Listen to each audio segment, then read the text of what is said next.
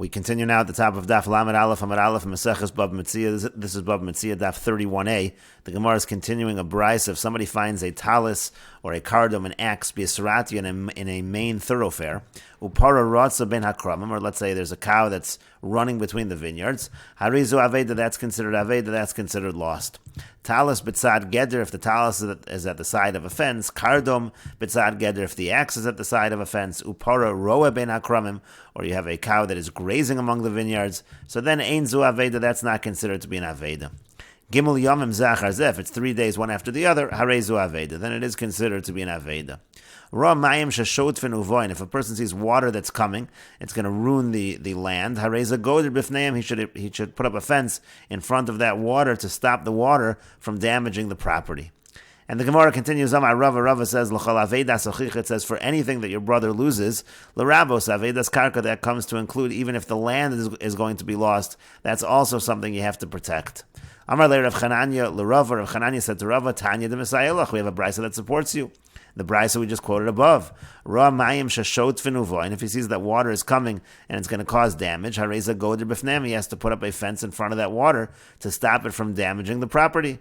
The Gemara says to that, Amar le said back to him, Imi shamha lo tesaye. If that's what you're bringing, that's not really a proof. Hachav ma'askinim, because here in that brisa, what are we talking about? But the ika omrim, we're talking about where there are sheaves on the land, and it's the omrim which you're protecting. It's not necessarily the land. The Gemara says, Ida ika omrim, but if there are sheaves, ma'alamemer, what do you need to say? Of course you need to protect those. That's not even a chiddush at all. Why would the brisa need to teach us that? And the Gemara says, Lo no tzricha, it's necessary. Di isba omrim de tzrichi la'ara. It has sheaves, but those sheaves still need the land. So ma'u detema, what might you have said? Kevin de tzrichi la'ara, since they need the land, ki gufa diara dami, they're considered like the land itself. So kamash malon. So that's what it's coming to teach us. It could be that it's teaching us that they're not considered like the land. So again, it wouldn't necessarily be proof that you have to protect land. And the Gemara continues at the two dots. The Mishnah said, Matzah chamoru para v'chulu, if he finds a donkey or cow that's grazing on the path, that's not considered to be an aveda. The Gemara says, Hagufa kasha. The Mishnah seems to be contradicting itself. Amrid matzah chamoru para roin baderech. It says that if he finds a donkey or cow grazing on the path, ein zu aveda, that's not a lost object. So roin baderech hudelo have aveda. It sounds like it's saying that it's grazing on the derech, it's grazing on the path, that's not an aveda.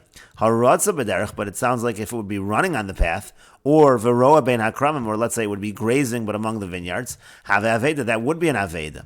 But let's look at the end of the Mishnah. It says, Chamor v'kelev hafuchim, a donkey with its vessels overturned, upara ratza ben hakramim, or a cow that's running between the vineyards, harezu aveda, that's an aveda. That sounds like you need both, ratza ben hakramim, if it's running and going between the vineyards, hu dahavi aveda, then it's an aveda. Haratza baderech, but let's say it's running on the road, or veroa ben hakramim, or let's say it's grazing between the vineyards, so ein zu aveda, that sounds like it's not an aveda, so you have a contradiction. What happens in these middle kind of cases? And the Gemara continues, Amar Abaya says, Yagid olav reo, let its counterpart tell us what the answer is, which means as follows, Tana roa baderech telo have aveda. The Mishnah says that if it's grazing in the path, it's not an aveda. V'huadin lo roa ben hakramim. And the same is true if it's grazing among the vineyards, it's also not an aveda. And Tana rotza ben hakramim, the have aveda, the Mishnah says that if it's running among the vineyards, that's an aveda. V'huadin lo rotza baderech. And the same would be true if it's running on the path. As long as it's running, it's considered an aveda. That's Abaya's understanding. Amar le Rava said to Abaya, Yagid olav reo, if you're using the counterpart, if that's the case, so listen, kilsa, v'kol shekein chamirta, so then the Mishnah should have taught the lenient case, and for sure we would know the strict case, meaning as follows. Listen, rotza b'derech dehavi aveda, let it say that running on the road is an aveda, v'kol shekein rotza ben hakramim, and then I'll know for sure if it's running among the vineyards, it's an aveda. V'lisni roa ben hakramim delo have aveda, and say that grazing among the vineyards is not an aveda. V'kol shekein roa b'derech, and certainly if it's grazing on the roads, that is certainly not an aveda. So that cannot be the answer, because the Mishnah again could have formulated in a way where there would have been no questions. Elama Rava, rather, Rava says, Ratza lo kash, it's not difficult in terms of the contradiction in terms of running, because it depends where it's running. Hadi apol legabe dabra, in one case it's running to the outside of the city, that's already an aveda. Hada apol legabe mas, in the other case it's running towards the city, there it's not considered an aveda. And roa nami lo kasha, the case of grazing against the case of grazing, is also not not a question, meaning in a case where it's grazing between the vineyards, that's also not a question. Kan be'avedas guf, in one case we're talking about the animal getting damaged, so that we say is not a problem if it's not running, as long as it's grazing, it's okay. But kan be'avedas karka, but then there is a concern, let's say you want to save the karka because the land is being destroyed by the animal, that actually is a concern, and the Gemara elaborates, Ki katani roa b'derech lo have aveda, when it says in the Mishnah that grazing on the road is not an aveda, haroa ben akramim have aveda, but if it would be grazing among the vineyards, it is an aveda. But avedas karka, that means that's referring to the damage that's done to the property. V'chi katani ratza ben hakramim have aveda, when it says that running among the vineyards is an aveda, haroa ben akramim lo have aveda, but if it's grazing among the vineyards, it's not an aveda. That's ba'avedas gufa, that's talking about the animal getting damaged. That's not going to happen if it's just grazing. And so the Gemara says, "Deratza bein hakramim misakva," because if it runs among the vineyards, it can get wounded. Veroa bein hakramim lo miskava, but if it's grazing among the vineyards, it's not going to get wounded, and that's what we're essentially saying. When it's grazing among the vineyards, it might damage the vineyard, but the animal itself will not be wounded. But the Gemara continues, "Veroa bein hakramim," but still, when it's grazing among the vineyards, nihida lo miskava. Granted that it's not going to be wounded, but teipaklei misham avedas karka. But shouldn't there be a concern that it's damaging the property? And the Gemara says to that, but the kusi, we're talking specifically in a case where the property belongs to a kusi, it belongs to someone's not Jewish, so it's not a concern to protect that person's property. But the Gemara says still, v'teipaklei mishum aveda gufa, but if that's the case, we should be worried about the animal itself, avedas gufa, the destruction of the animal, to deal makatlula, because then we should be concerned that the non-Jew who owns the property, the kusi who owns the property, is going to kill the animal. And the Gemara says to that, that's not a concern. Ba'asra demasru v'hadar katli. We're in a place where first the person warns the owner of the animal and only then kills the animal. So if there was no warning, there would be no such concern. But the Gemara says, V'dil ma'asru bava. Maybe there was such a warning. But the Gemara says, no, even if there was a warning, yasru baf, the owner of the animal has already been warned. V'lo is daruba, and the owner has not been careful. V'adei aveda midasi. At that point already, it's as if the owner is intentionally losing his animal. We don't need to protect the animal and go to a greater extent to protect the animal than the owner himself is doing. And the Gemara continues at the two dots. The Mishnah said, Echziro varcha v'chulu. If he returns it and it runs away, he has to keep returning it. And the Gemara says, Amar le'ahumi d'Rabbanan l'Rava. One of the Rabbanan said to Rava, Ema hashev chadazim na teshivim treizim. Why not just interpret the pasuk? It says hashev teshivim. Hashev means one time, and teshivim means two times.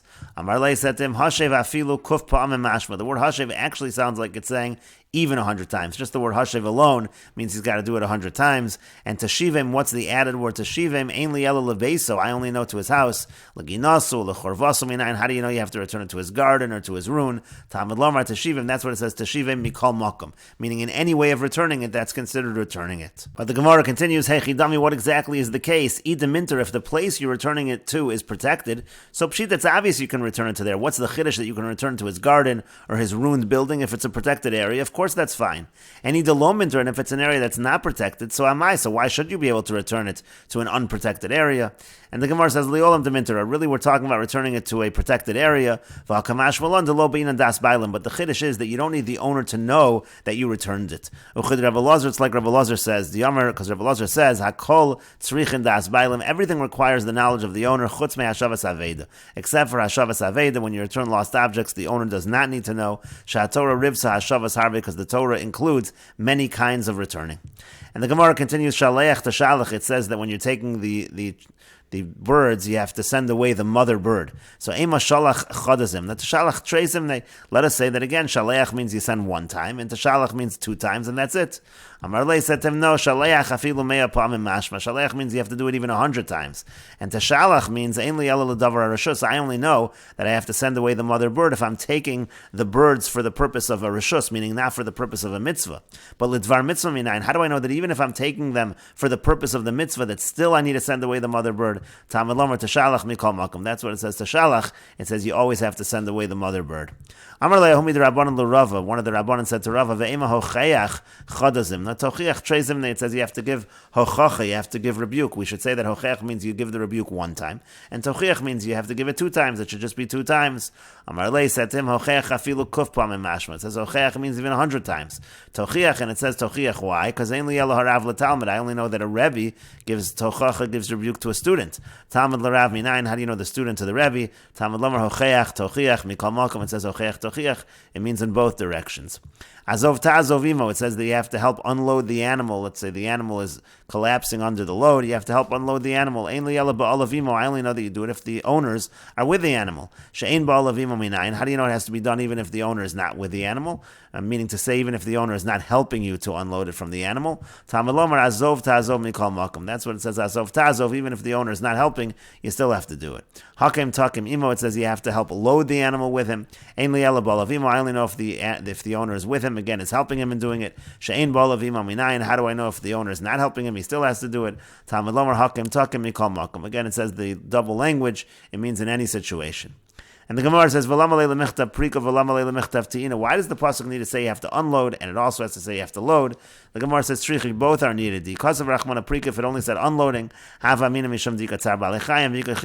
would say that's necessary because the animal is in pain, and there's also a loss of money for the owner. But when it comes to loading the animal, there is no tsar b'alechayim, and there's no loss of money. I would say it's not required. And if I only had ti'ina loading the animal, because there you're actually entitled to get paid for that. But to unload and to have to do that for free, I would say you don't have to do that. So tzricha, that's why that's necessary. And the Gemara continues with Rabbi Shimon. But what about according to Rabbi Shimon? Damar af ti'ina, because Rabbi Shimon says even when it comes to loading bechinam, you have to do it for free. So again, it should be obvious. We should say if you have to load, so certainly you have to unload where the animal's in pain, etc. So ma'ikal amemra, what are you going to say according to Rabbi Shimon? Why do we need both psukim? And the Gemara says to that, Rabbi Shimon lo mesai mikra. According to Rabbi Shimon, you wouldn't know which pasuk is referring to which. If there was only one pasuk, you would say that this one pasuk is referring to unloading. So that's why it needed to have two psukim so that you know that the first one is unloading. The second one says you even have to load the animal. And again, that's specifically according to Rabbi Shimon, because Rabbi Shimon is the one that says even loading has to be done for free.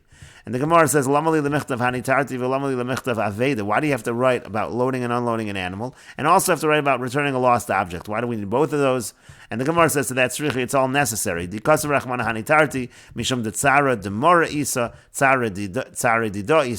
If we only had the cases of loading and unloading, so we'd say that there's pain to the owner, there's pain to the animal. When it comes to a lost object, there's pain to the owner, but there's no pain to the animal. I would say it's not required. But if the pasuk only taught us aveda mishum delesa lamara bahada, that's because the owner's not around to care for it. So there's a concept of returning the lost object for that reason. And we will continue with this discussion in the next video on Daf Lamed Aleph Amud Beis.